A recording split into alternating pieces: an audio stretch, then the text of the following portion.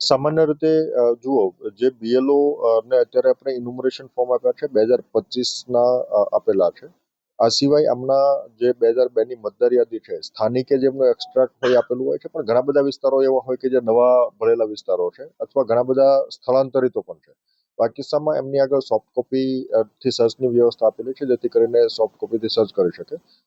Search facility આસાન થાય એ માટે આપણે અલગ અલગ એમને એક્સેલ શીટમાં પણ આ વ્યવસ્થા પૂરી પાડી છે, જેથી કરીને સર્ચ પ્રક્રિયા આસાન થાય. બીએલઓ મારફતે પણ સુઓ મોટો બીએલઓ પ્રોએક્ટિવલી સર્ચની પ્રક્રિયા પણ હાથ ધરે છે અને એમને ઓનલાઈન પણ કરીએ છીએ અને સાથોસાથ આપણે ઓફલાઈન પણ એમના ઈઆર રોલની અંદર લખે છે. ઇલેક્ટર્સ દ્વારા ભરવાનું હોય છે, પણ બીએલઓ મારફતે જે પણ સહાયતાની આવશ્યકતા હોય એ આવશ્યકતા પણ એમને સહાયતા પૂરી પાડવામાં આવશે. હાલના તબક્કે બે કામગીરીઓ ચાલે છે. એક બીએલઓ મારફતે ફોર્મનું ડિસ્ટ્રીબ્યુશન કરવામાં આવી રહ્યું છે, એન્યુમરેશન ફોર્મનું. એ ડિસ્ટ્રીબ્યુશનની કામગીરી મહદઅંશે પૂર્ણ થઈ છે.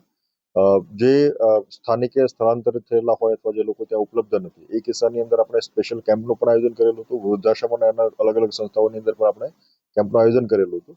એ કેમ્પ પણ હાલમાં ચાલી રહ્યા છે.